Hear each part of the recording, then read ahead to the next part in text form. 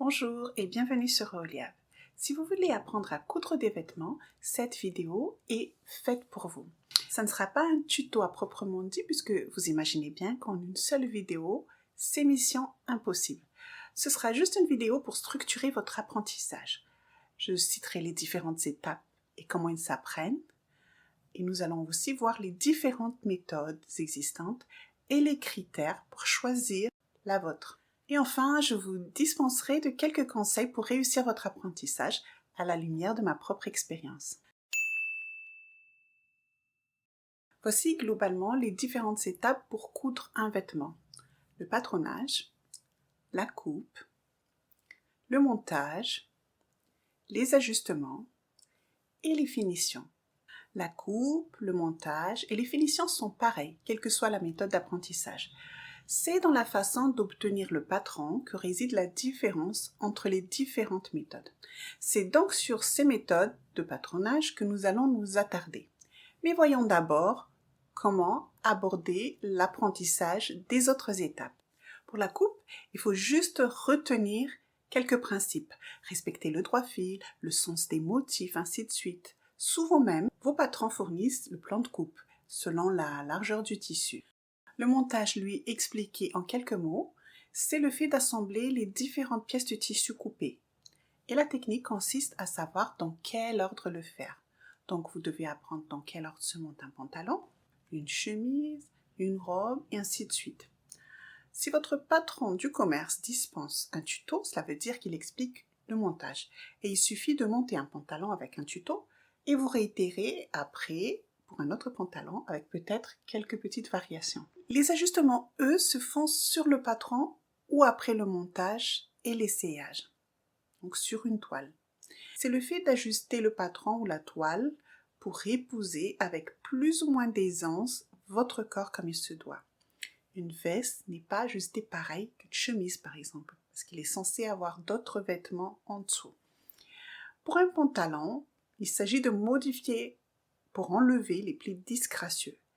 Et moi, personnellement, je m'aide de Pinterest. Je tape couture ajuste mon patron et je vois des résultats qui montrent comment faire si c'est trop large ou trop serré à tel ou tel endroit. Les finitions s'apprennent, elles, selon les finitions de votre projet en cours. Vous recherchez donc un tuto pour comment poser un biais au col, comment se pose une paremonture, comment se pose une fermeture, comment se coud un ourlet. Et le plus pratique pour ça, c'est YouTube. Globalement, il y a deux grandes familles de méthodes, la méthode du moulage et la méthode du patronage. Comme son nom l'indique, la méthode du moulage consiste à mouler directement le tissu sur un mannequin ou un corps pour former le modèle voulu. Mais avant, vous allez marquer votre mannequin de repères vertical pour assurer une symétrie et l'aplomb de votre ouvrage et d'autres repères horizontaux pour marquer les différentes parties du corps. Vous allez ensuite y apposer un tissu brouillon, la fameuse toile, et marquer de visu le modèle voulu. Dessiner la profondeur du col, la longueur des manches, les pinces. Vous allez reporter tout ce qu'il y a sur ce tissu brouillon sur du papier. Rajouter des détails, notamment les marges de couture, et enfin couper votre beau tissu final avec ce patron. J'avoue que personnellement, je n'ai pas beaucoup d'expérience avec cette méthode, et pourtant, sur le papier, elle me semble beaucoup plus intuitive que le patronage à plat. Le seul point qui plaît dans sa défaveur, à mon avis, c'est la nécessité d'un mannequin à la bonne taille ou la personne pour qui on coud à disposition. La méthode du patronage à plat est soit un patron acheté du commerce selon votre taille, 38, 40, 42, en pochette ou dans un magazine, comme ici, ou encore en PDF, téléchargé depuis un site, puis imprimé depuis chez vous, ou encore un patron fait sur mesure par vos soins. Dans ce dernier cas, tout commence par une prise de mesure à partir de laquelle on fait des calculs pour dessiner ce qu'on appelle un patron de base. Ces calculs diffèrent sensiblement selon le livre ou la méthode que vous utilisez et sont aussi plus ou moins près du corps. Il y a donc des patrons de base à faire pour le buste, le pantalon, la jupe, la robe et ainsi de suite. Ce premier jet de patron de base obtenu sera ajusté après essayage selon votre morphologie. C'est ce patron de base ajusté que vous développerez selon le modèle désiré. Ajouter un col, rallonger un bas.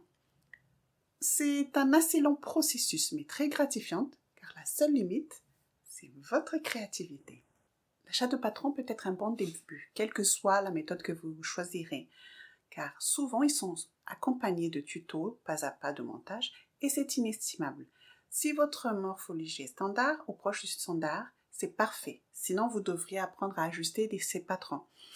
Et c'est un peu plus ardu au début, mais très vite vous saurez que vous avez par exemple un buste long et que vous aurez à vérifier et corriger ce point à chaque nouveau patron. L'offre sur le marché est abondante et parfois on peut passer beaucoup de temps à rechercher le modèle exact que nous avons en tête. Heureusement maintenant, il y a des sites internet moteurs de recherche de patrons couture comme Polaris Pattern pour nous y aider. Entre l'achat du patron, du commerce et le sur-mesure, il y a des solutions hybrides. Je m'explique. Ce sont des patrons d'un modèle adaptable à vos mensurations. Pour citer des marques en ce qui concerne les méthodes hybrides, vous avez les Cala Pattern. Vous avez un catalogue sur le site, vous choisissez votre modèle, saisissez vos mesures et votre patron sur mesure est prêt à être téléchargé. Il y a également la coupe d'or, qui est, elle, plus proche du sur-mesure.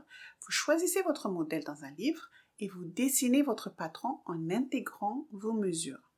Pour les méthodes de marque sur mesure, il vous suffit de googliser livre couture patron de base et vous verrez qu'il y a beaucoup de choix. Mais je vous conseillerais de choisir des méthodes qui détaillent chaque type de vêtement. Et j'entends par là un livre qui traite du patron buste, un autre qui traite du patron pantalon. Moi, j'utilise la méthode japonaise de Harumi Maruyama, mais il y a également d'autres méthodes, notamment Teresa Gilewska. Mes derniers petits conseils pour réussir. Commencez par des modèles simples. Un pantalon élastiqué à la taille, c'est-à-dire sans poche, sans braguette. Pareil pour le haut, une blouse sans col, sans boutonnière. Et intégrer les difficultés petit à petit. Faites des pièces d'études, c'est-à-dire des essais de technique sur un bout de tissu, au lieu de couper directement dans votre beau tissu. Il y aura des ratés. C'est pourquoi toujours faire une toile, c'est-à-dire un tissu brouillon à chaque nouveau patron que vous n'avez pas encore utilisé. Choisir la méthode la plus adaptée. Si on a une morphologie atypique, choisir la méthode du sur-mesure ou de l'hybride bien personnalisable, qui par exemple donne la possibilité de renseigner le tour de bras, la hauteur du dos, ou pas juste poitrine, taille et hanche. Et choisir l'achat du patron du commerce si on est proche du standard. L'hybride, elle, est à choisir selon son niveau de personnalisation. Personnalisation plus poussée si on a un physique atypique. Si vous avez des enfants, commencez par coudre leurs vêtements. Ça vous donnera le temps de comprendre le processus à plus petite échelle. Si vous avez la possibilité de prendre des cours en atelier, faites-le. Surtout si vous n'avez jamais côtoyé quelqu'un qui coude dans votre entourage. Ça permet de dépasser certaines petites appréhensions, ne serait-ce que pour l'utilisation de la machine à coudre. Voilà, notre vidéo touche à sa fin et j'ai une pensée particulière pour ma grand-mère couturière. Elle a débuté dans les années 50-60 quand son mari lui a acheté une machine à coudre. Trop fier qu'il ait cousu 2-3 babioles, il a répandu dans le village, au fin fond de Madagascar, que Louise, c'était son prénom, savait coudre. Vous imaginez? Elle avait seulement comme bagage quelques heures de cours de couture dispensés au collège. Premier gros contrat, le club de foot lui a confié la confection de leurs shorts. Elle a raconté que c'était une catastrophe. Elle a coupé pareil le devant et le dos. Puis les danseuses de chant traditionnels avec leurs robes type flamenco, avec des kilomètres de frou-frou, une nouvelle fantaisie à chaque commande. Là, dans ma tête, je l'avais encore retourné dans tous les sens un bout de tissu quand une cliente lui demande le dernier truc à la mode. Sans internet, sans livre, sans cours. Elle avait un don certain. Et quel courage! Elle a porté sa famille à bout de bras avec ce métier quand son premier mari est décédé, la laissant seule avec un enfant en bas âge, ma mère. Puis le deuxième parti avec une autre, sans prendre soin des enfants. Les filles, tout ce dont nous avons besoin pour réussir est là, dans nos mains. Et ici, nous sommes des Oholiab, des femmes selon la Bible, habiles à graver, à inventer, à broder. Des femmes habiles dans l'esprit desquelles l'Éternel a mis de l'intelligence. Tous ceux dont le cœur était disposé à s'appliquer à l'œuvre pour l'exécuter. Avec Dieu, vous ferez des exploits. Ciao!